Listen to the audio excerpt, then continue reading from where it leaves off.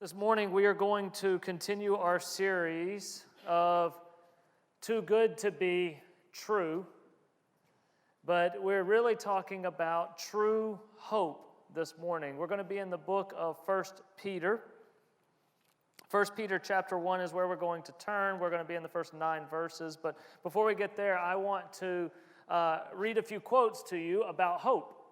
Because hope is a confusing thing. It's a thing that's hard to pinpoint and figure out. See, Friedrich Nietzsche said of hope, he said this: hope is the worst of evils, for it prolongs the torments of men.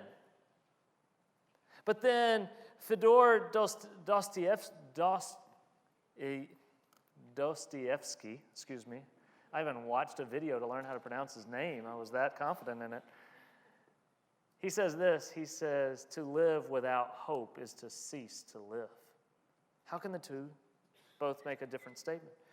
18th century author Oliver Goldsmith says, hope is such a bait, it can cover any hook. But Desmond Tutu says this, hope is being able to see that there is light despite all the darkness.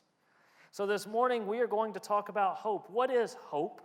Where is it found? Can it be trusted? Should it be pursued? Why does it even matter?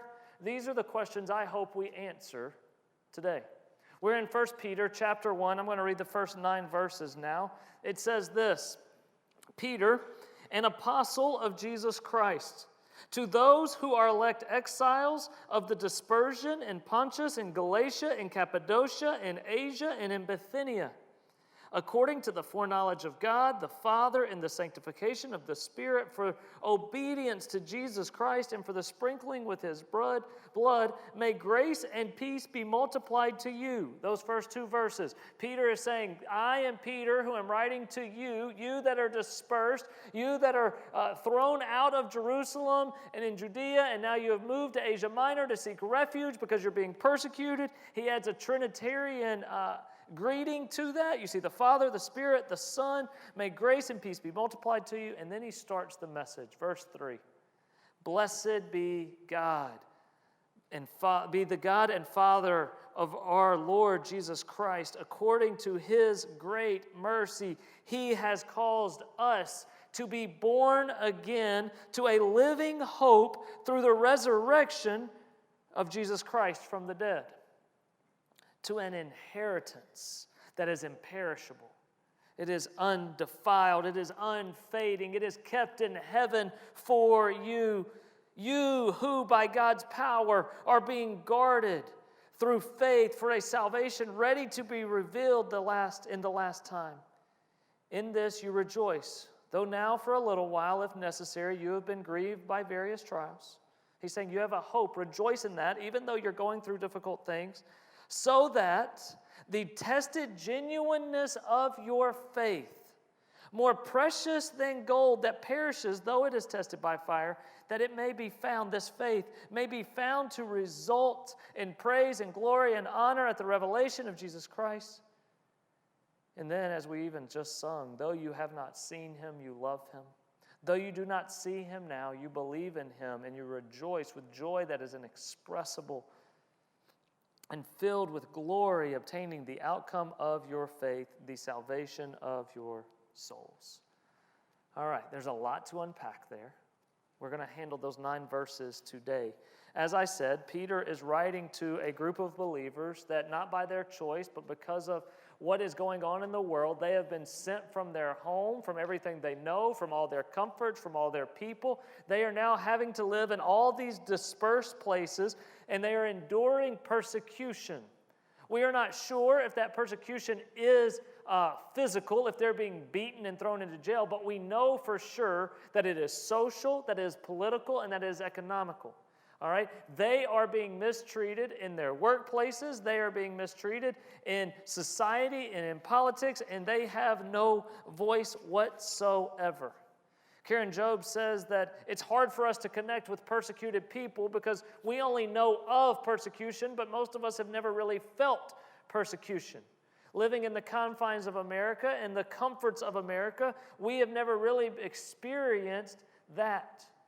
But I do think on the horizon, even in our country, we can see a day where it is going to be socially, politically, economically disadvantageous, we're going to use that word, to be a Christian.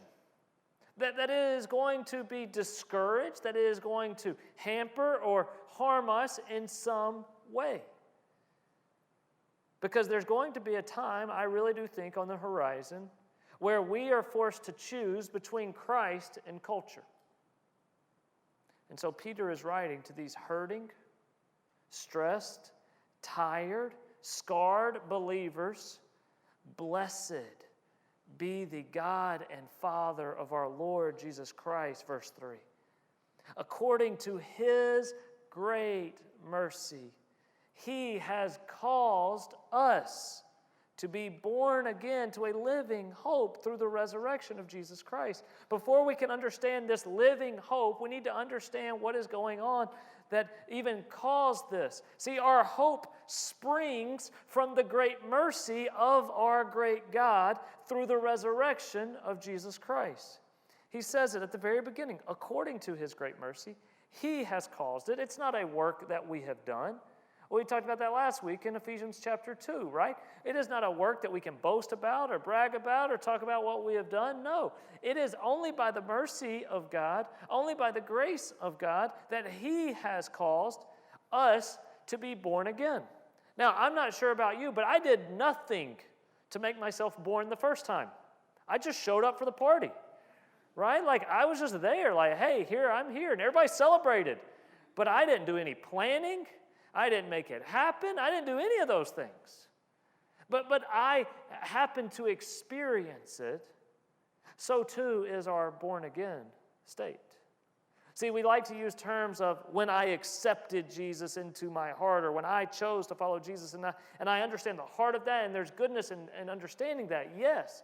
But what we also need to understand is that we were just saying yes to the pursuit of our God with His amazing grace to love us, though we did not deserve it in any way. He has caused it, us to be born again by His great mercy. It is His act, and it all comes through the resurrection of Jesus Christ. See, our hope rests solely on the fact that Jesus was rejected so that we could be accepted.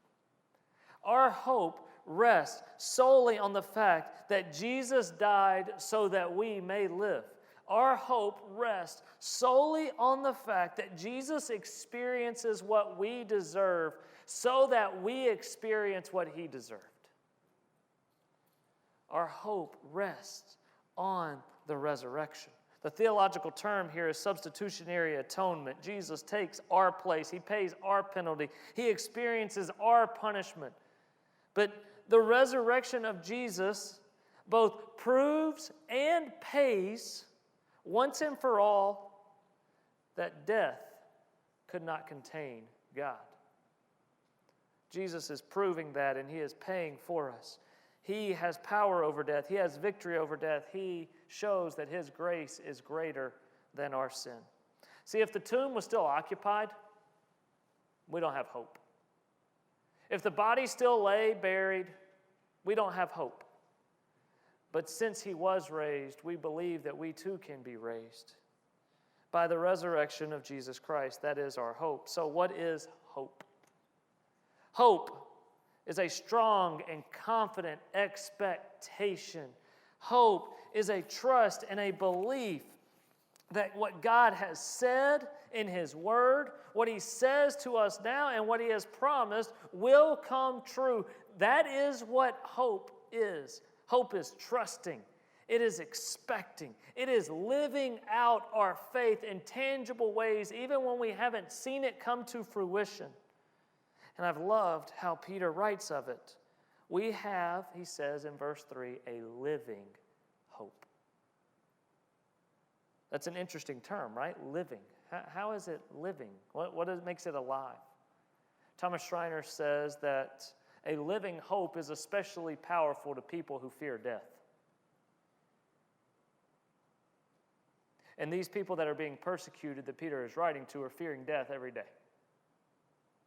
The people that I have met that are most hopeful have been the veteran saints of our church who even on the doorstep of death have proclaimed that they do not fear it because they have a hope that is sure and secure. A living hope is powerful for people that fear or people that are facing death, because whatever happens to them is trivial compared to what they expect to receive. And Peter describes this hope, verse 4, as imperishable, undefiled, unfading, kept in heaven for you. This threefold description reveals how we can have a hopeful future. This heavenly inheritance cannot be corrupted. It will never spoil or be stained. It will not fade, but it will last forever. Jeremiah says it is free from decay and death, from uncleanness, from moral impurity, free from the ravages of time. Do you remember when Jesus was writing or talking in Matthew chapter 6? He didn't write it. He just talked it and they wrote it. Matthew chapter 6, Jesus says, "Do not lay up for yourselves treasures on earth where moth and rust destroy." No. He says instead, verse 20, "Lay up for yourselves treasures in heaven where moth do not come in and destroy, where rust does not decay it, where it is perfect and good and kept for you." This living hope that is a direct contrast to anything this world can offer is a hope that cannot be damaged, destroyed, ruined, decayed. It will never lose value. It will not be messed up. And then we see at the end of verse 4, it is kept for us. We can't even screw it up. Right? Like, when I talk about how great, and like if I came to you right now and gave you, and I said, this is the most precious jewel in the world. It is valued at $10 million. You'd be on Amazon right now getting some cloth gloves. How can I handle this thing, right? Honey, we need a safe because we got to put this thing away. Do you think this will fit in our safety deposit box? Do we trust our bank? I don't know. And so we go through all of these things. When we have something of great value, we get another anxiety comes upon us. When we have a kid, now, we were talking about this just the other night. Carlin would say, I would go in and check on him in the middle of the night just to make sure he's breathing, stick a little finger under his nose and make sure, right? When we have something precious to us, we now have this new anxiety to keep it going. And God says, I got it. This undefiled, imperishable, unfading, I'll keep it safe. It's kept for you. Then he says in verse 5, you who have this living hope, you who have this faith through the resurrection of Jesus Christ, you also are being guarded, it says in verse 5. By who? By God. You are being guarded by God through faith for a salvation to be revealed. The only role that we play is faith. We just keep trusting Him. We just keep believing in Him. We just keep accepting that He is bestowing on us gifts and gifts and gifts that we do not deserve, we did not earn, but He is handing them out freely to us, and we just say, thank you, God. And we just keep believing in this, God, and trusting that He, in fact, is good, and that He will hold us through it all. See, faith, we say in the church, well, he put his faith in Jesus at age 10.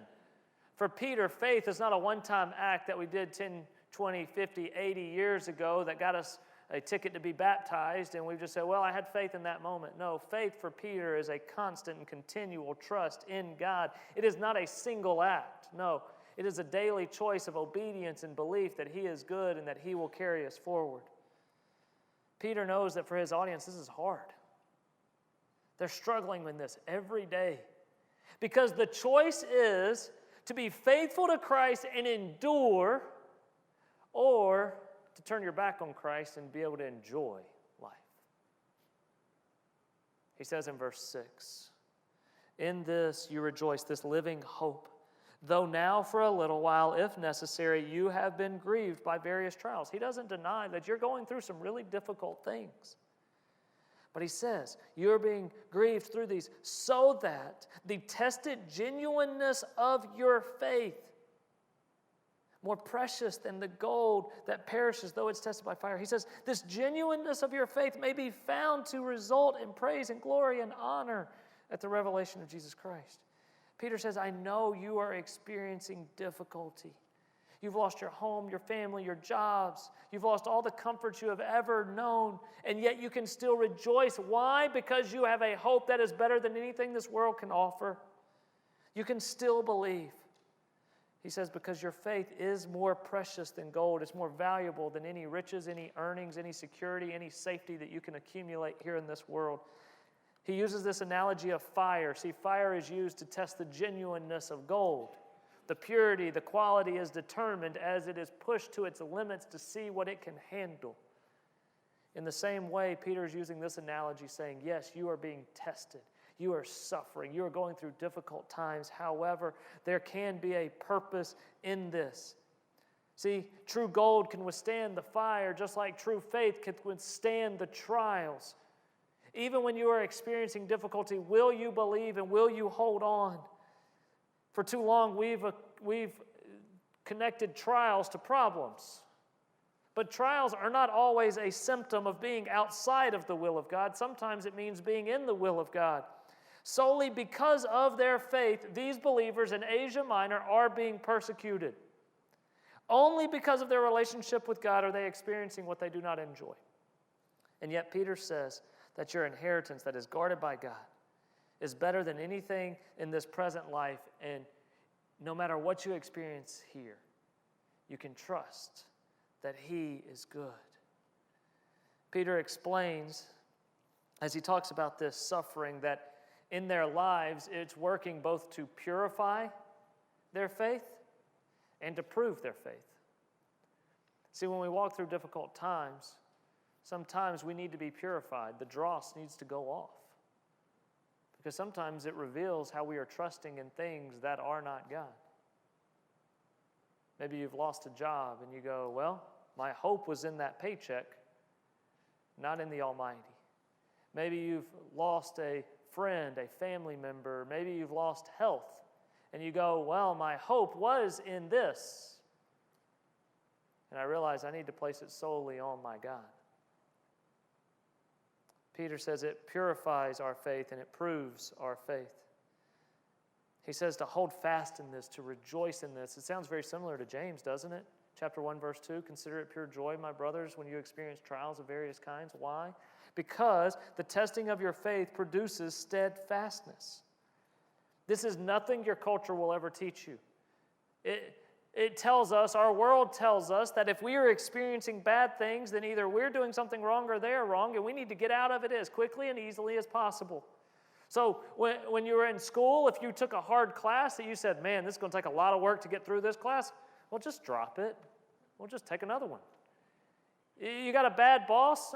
Just get a different job. The grass is greener somewhere else. You're in a bad relationship? Oh, just end that one. Just go find a new one. You're struggling in this way, your neighbors, you're having an issue, just ignore them. See, we're just taught that rather than endure a situation, we just leave it. Just get out of it. Find the quickest, the easiest path away. Quit the job, avoid that class, complain about this. Anything uncomfortable to us, we just want out of, and yet Peter says, rejoice in it and endure it. For God is working in you in this moment for your good, to strengthen you, to build you up, to prepare you for what He has. He says, it will be a little while.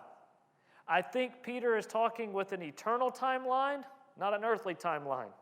Okay? He's not promising weeks or days or months or even years. He's saying it'll be a little while, but he has a bigger view in mind. See, in the trials we experience, we are given the opportunity to prove our genuineness. Our faith is strengthened, our fortitude is built up, our trust in God and for His provision becomes a priority when in the comforts of life, in the ease of life, sometimes we forget that. When life gets tough, we don't always need to look for a way out. Maybe we need to look and see, how is God using just a time as this? And how can He use us in it? So hope sustains even in difficulties. I'm going to say this later, but I'm going to go ahead and give you a teaser now. What I think Peter is really saying is this: you need to have hope for tomorrow and have faith today. You need to have hope for tomorrow And that will give you faith for today. You can experience these trials, these sufferings, these difficulties. Why? Because you have a living hope that is imperishable, it's undefiled, and it's unfading, that is kept in heaven for you, and you are being guarded by God through faith in the resurrection of Jesus Christ. And if you believe that, you can experience anything this world throws at you. And then he does give some encouragement, verses 8 and 9. Though you have not seen him, you love him. Though you do not see him now, you believe in him and you rejoice with joy that is inexpressible, and you're filled with glory, obtaining the outcome of your faith, the salvation of your souls. I think sometimes we forget the fundamental aspects of Christianity. What we really believe. See, Peter here was with Jesus. He's an apostle of Christ. He was walking through life with Jesus. He saw the scars post the crucifixion and post the resurrection. He was there when Thomas said, I need to see to believe. But do you remember what Jesus says in John chapter 20, verse 29? Jesus says this, have you believed because you have seen? Blessed are those who do not see or have not seen and yet have believed. Listen, when we talk about Christianity, it really is crazy what we believe, what we have committed our life to. We believe that this book, that is thousands of years old in its manuscripts, is uncorrupted even through multiple languages. We believe that a virgin had a son. We believe that he lived a sinless life, that he was viewed as a criminal, that he was killed on a cross, but that couldn't hold him, that he was put in a tomb, and 3 days later he was raised from the dead. We ain't never seen anything like that. Well, we believe that not only was he raised from the dead, he talked, he ate, he was with others, and then he ascended to heaven, and he did all of those things because he loves me and he loves you. And not only did he ascend to heaven, but that he is coming back so that we can be in heaven with him. This is what we believe. This is what our faith is in. Listen, that's not a story I can make up, but it's a story that I have felt and believe and know and hope in every day. So the two things I think Peter is trying to teach us is this. Hope for tomorrow and have faith today. Hope for tomorrow. And as I look around this room, I know some of you hope for tomorrow more than you really even hope for today. Because you miss people, loved ones. You have such a connection with God that you go, the best thing that I can ever experience is to be in his presence. Others of us in this room are going, I have so many other hopes for this life. To see my son drive or go to college or to experience retirement or to be able to go here, experience that, or enjoy this.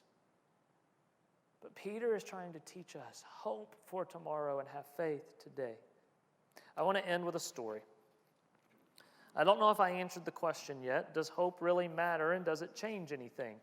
In a lot of ways you go, Jordan, that seemed very theoretical, and hope, that's a cool thing, but how does it play itself out?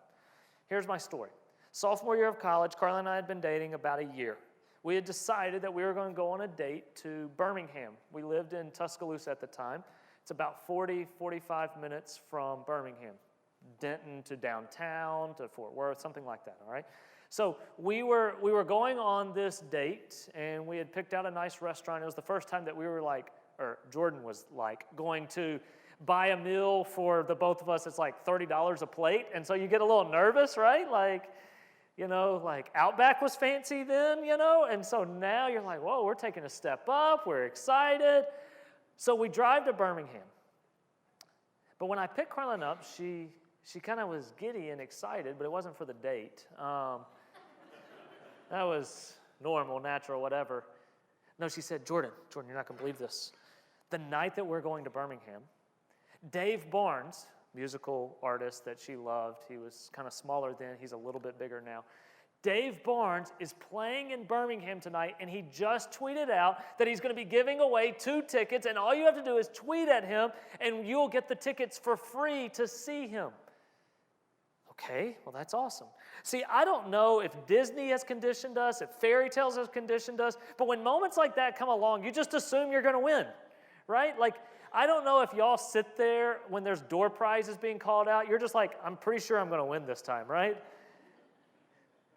And you're just sitting there. Carmen was convinced.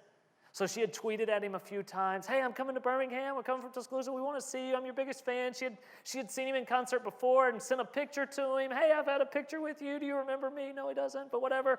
And so we're so excited. So, okay, now this is 2008, okay? We don't have smartphones at the time, but we do have Twitter. So there was some special number, I think it was 40404, that you would text, and somehow a text message would talk to Twitter and would talk to Dave Barnes and let him know that you wanted these tickets. So she is just sitting over in the car, not saying a word. She's just texting, tweeting at Dave Barnes, Dave Barnes, Dave Barnes. We go to dinner. We're not even focused on dinner because she's going, man, I just got to keep checking my phone. Has he told us we won the tickets? We learned as we were at dinner that other people are tweeting on our behalf. Jordan and Carlin should get these tickets. You should give them these tickets. The whole time we're at dinner, we don't really talk about anything but the tickets.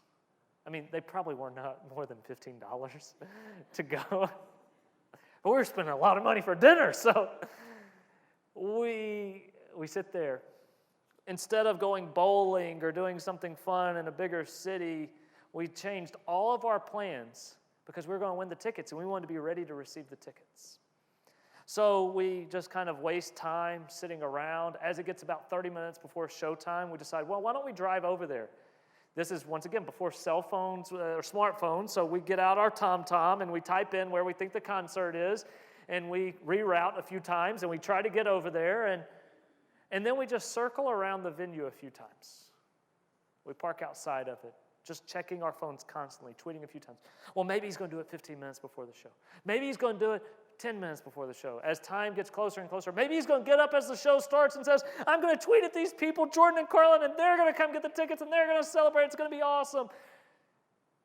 After about 10 minutes of the show already starting, the bubble burst. We didn't get the tickets. And what I realized that night was two things. One, Friedrich Nietzsche is right in a lot of ways. Hope, in reality, is the worst of all evils, for it prolongs the torments of men. What I realized that night is hope does change how you live. Every bit of that evening was dictated by hope. Every bit of what we did was determined by putting ourselves in a position to receive what we simply hoped we would receive. Everything from what we talked about, where we went, what we planned, what we did, was all centered around hope. And what I also learned is that hope in anything in this world will disappoint us. Hope in anyone in this world, hope in any institution of this world, hope in any degree, any spouse, any job, any vacation, any car, any house, any retirement, any money, any security will disappoint us. Because nothing in this world can satisfy the true longings of our soul. And yet, Nietzsche, hope in reality is the worst of all evils, for it prolongs the torments of men, is also absolutely wrong. Because hope in our God, who is sure and trustworthy and is keeping an inheritance that is undefiled and imperishable and unfading, that he has kept in heaven for us, that he is guarding us by faith. Hope in him is worthy of changing everything for. And so, does hope change anything? It changes everything. The hope I have in Christ changes how I talk, how I live, how I spend, where I work, what I do. Hope, this living hope, should change everything about my life. Because nothing in this world satisfies, but God is promising something that will satisfy every longing, craving, desire we ever could have. So it's not too good to be true hope. The hope that is found through the resurrection of Jesus Christ is actually true hope. Hope in a person that cannot and will not disappoint, no matter the trials, the pains, the problems, the issues. We know that God is greater, higher, and better. And so I invite you, friends, hope. Hope in the storms, hope in the trials, hope in the questions, hope in the doubting, hope when everything's comfortable. Hope for tomorrow and have faith today. Let me pray.